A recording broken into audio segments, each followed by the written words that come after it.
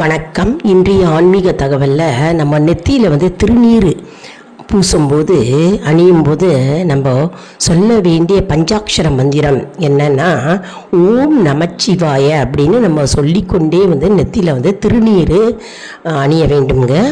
அதே மாதிரி நம்ம நாமம் போடும்போது நெத்தியில் நாமம் இடுவோம் இல்லையா, நாமம் இடும்போது அக்ஷாத்திர மந்திரத்தை நம்ம சொல்ல வேண்டும். ஓம் நமோ நாராயணாய நமக, ஓம் நமோ நாராயணாய நமக, ஓம் நமோ நாராயணாய நமக அப்படின்னு சொல்லிட்டு நம்ம நெத்தியில் நாமம் இட்டுக்கணுங்க.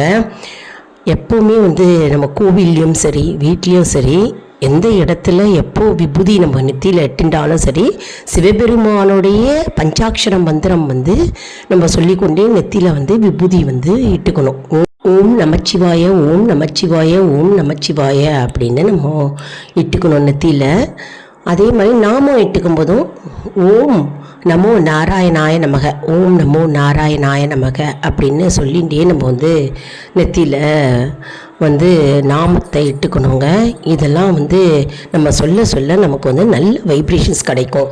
அதாவது பாசிட்டிவ் வைப்ரேஷன்ஸ், நல்ல அதிர்வலைகள் நம்மை சுற்றி இருக்குங்க எப்பொழுதுமே. அதனால் பகவான் நம்ம கூடவே இருப்பதாக ஐதீகம். அதனால் விபூதி நம்ம இட்டுக்கும் போதே எப்பவுமே பகவானுடைய நாமத்தை நம்ம உச்சரித்து கொண்டே நம்ம இட்டுண்டா மிகவும் சிறப்பு வாய்ந்தது. மற்றும் நம்முடைய வேண்டுதல்கள் ஏதாவது இருக்கும் பார்த்தீங்களா, நம்முடைய வேண்டுதல்கள் விரைவில் நிறைவேறுவதற்கு வாய்ப்பு இருக்கிறது. அதனால் எப்போவுமே விபூதி நெத்தியில் இட்டுக்கும் போது நம்ம மறக்காமல் இந்த மந்திரங்களை சொல்லிக்கொண்டே நம்ம இட்டுக்க வேண்டும்ங்க. மற்றபடி தினசரி உங்கள் பூஜை அறையில் விளக்கேற்றி வச்சுட்டு நீங்கள் ஓம் நமச்சிவாய அப்படின்ற மந்திரத்தை 108 முறை சொல்லலாம். மற்றும் ஓம் நமோ நாராயணாய நமக, ஓம் நமோ நாராயணாய நமக என்று பெருமாளுடைய அந்த மந்திர அஷ்டாத்திர மந்திரத்தையும் நம்ம சொல்லலாமுங்க. காலையில் நேரம் இல்லை அப்படின்னு சொல்கிறவங்க மாலை பொழுதில் விளக்கேற்றி வச்சுட்டு 108 முறை ஒரு மனதோடு பக்தி ஸ்ரத்தையோடு நீங்கள் இந்த மந்திரத்தை உச்சரிக்க நாளடைவில் உங்களுக்கே திருப்பங்கள் நம்ம காணலாம்.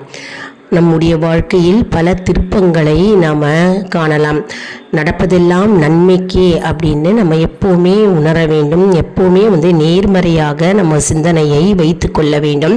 எப்பொழுதுமே இறை நாமத்தையும் நம்ம இறை மந்திரத்தையும் நம்ம ஜபித்து கொண்டே இருக்க வேண்டும், நெற்றியில் வைக்க வேண்டும்.